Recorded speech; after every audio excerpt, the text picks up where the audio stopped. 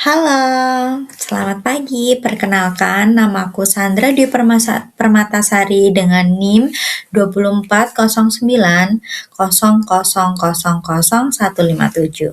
Saya dari Fakultas Psikologi Universitas Merdeka Malang. Pada video ini, saya akan membahas tentang pengalaman proses belajar saya menggunakan teori operan conditioning. Pada slide ini, judulnya adalah analisis pengalaman belajar berdasarkan teori operant conditioning B.F. Skinner. Mengapa proses belajar itu penting? Proses belajar merupakan proses perubahan perilaku melalui pengalaman. Setiap mahasiswa memiliki kebiasaan belajar yang berbeda. Kebiasaan belajar yang dapat mempengaruhi hasil akademik. Salah satu teori yang menjelaskan perubahan perilaku belajar adalah operant conditioning.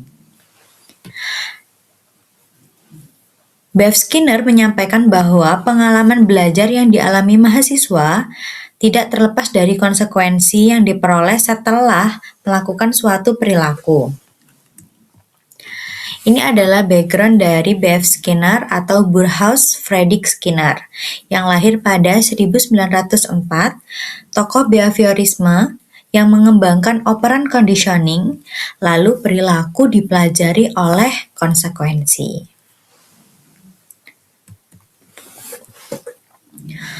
Pada slide ini, pengertian operant conditioning.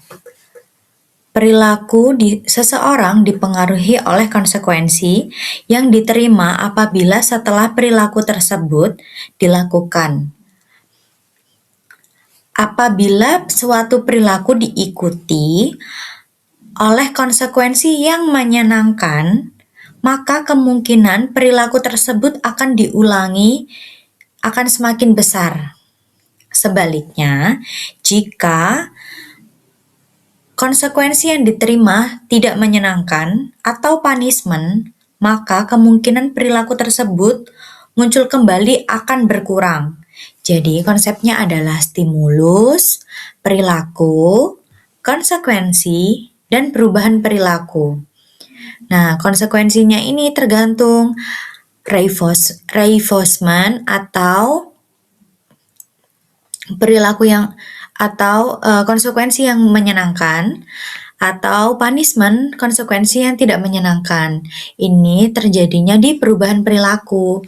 Perilakunya berkurang atau semakin bertambah.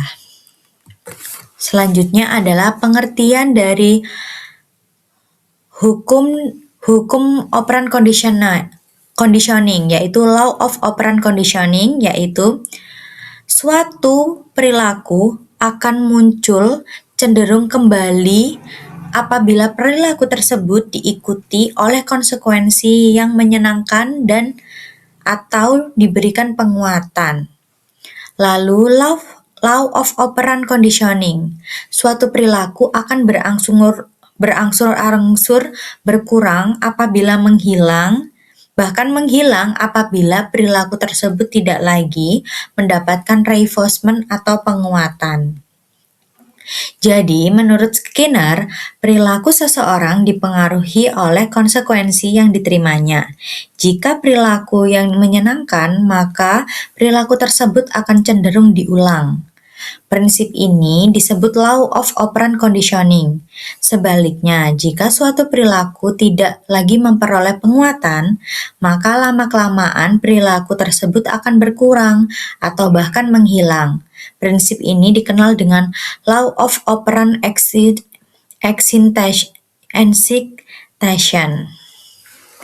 Lalu selanjutnya, ini adalah komponen operant conditioning. Yang pertama adalah stimulus, yaitu rangsangan atau situasi yang memicu timbulnya perilaku. Contohnya, jadwal ujian diumumkan. Nah, stimulus yang saya alami adalah dosen mengumumkan bahwa ujian akan dilaksanakan minggu depan. Informasi tersebut menjadi rangsangan yang mendorong saya untuk mempersiapkan diri dengan belajar. Ini adalah pengalaman pribadi saya ya. Lalu yang kedua adalah respon.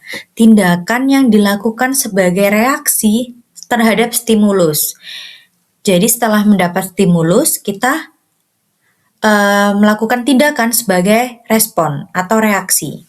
Contohnya yaitu belajar sebelum ujian karena sudah mendapatkan jadwal. Gitu. Lalu reinforcement, konsekuensi yang meningkatkan kemungkinan perilaku diulang.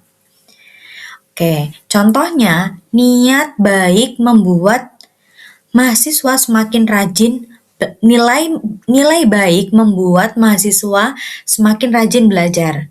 Jadi karena adanya belajar sebelum ujian, kita mendapatkan nilai baik setelah ujian. Nah, itu membuat kita semangat untuk belajar lagi. Itu adalah reinforcement-nya. Lalu punishment, konsekuensi yang mengurangi kemungkinan perilaku diulang. Nah, contohnya adalah tidak belajar menyebabkan kesulitan menjawab soal sehingga mahasiswa lebih termotivasi untuk belajar pada ujian berikutnya.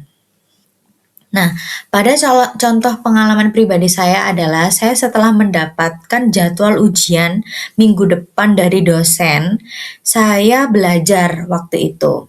Lalu saat saya sedang ujian, saya merasa lebih mudah untuk mengingat jawaban yang setelah saya pelajari materi sebelumnya. Lalu waktu itu saya mendapatkan jadwal ujian lagi, lalu saya tidak belajar waktu itu. Nah, waktu di dalam kelas, waktu saya tidak belajar itu, saya sangat-sangat kesulitan mengerjakan tugas. Jadi, waktu nilai keluar, waktu pada mata kuliah yang saya belajar waktu ujian, itu nilainya baik. Waktu saya tidak belajar pada mata kuliah yang satunya, itu nilainya buruk. Jadi itu adalah reinforcement dan punishment yang saya rasakan. Begitu. Nah, solusinya yaitu memberi positive reinforcement. Memberikan penghargaan setelah berhasil mencapai target. Setelah mencapai target, seperti memberikan waktu istirahat, menonton film, atau membeli makanan favorit. Oke, ini kebalik ya, jadi didokumentasi dulu ya.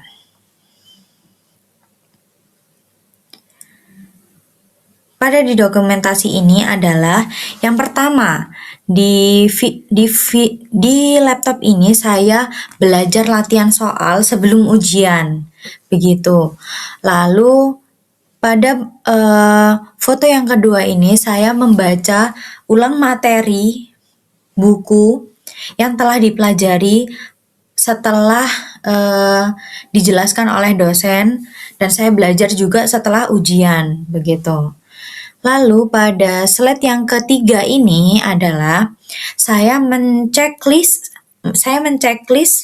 hal-hal yang harus saya lakukan sebelum ujian atau menjadi target saya pada proses belajar, begitu. Nah, masuk ke dalam solusi, yaitu memberikan positif reinforcement, yaitu memberikan penghargaan tadi terhadap kita sendiri jika sudah mencapai target, lalu menyusun jadwal belajar yang konsisten, lalu melakukan self-monitoring, mencatat target belajar dan mengevaluasi pencapaian secara berkala sehingga pencapaiannya dan perkembangannya itu kita tahu. Lalu mengurangi distraksi, yaitu menciptakan lingkungan belajar yang kondusif dan mengurangi penggunaan media sosial, jadi agar lebih fokus saat belajar. Baik, terima kasih. Untuk solusinya, saya sebagai psikolog pendidikan, saya tidak hanya menyarankan mahasiswa untuk belajar lebih rajin, tetapi juga membantu mereka membentuk kebiasaan baik melalui penguatan positif, penyusunan jadwal, serta menciptakan lingkungan belajar yang mendukung. Strategi ini sesuai dengan teori operant conditioning yang menjelaskan bahwa perilaku belajar diperkuat oleh konsekuensi yang positif. Terima kasih, sekian video saya. Wassalamualaikum warahmatullahi wabarakatuh.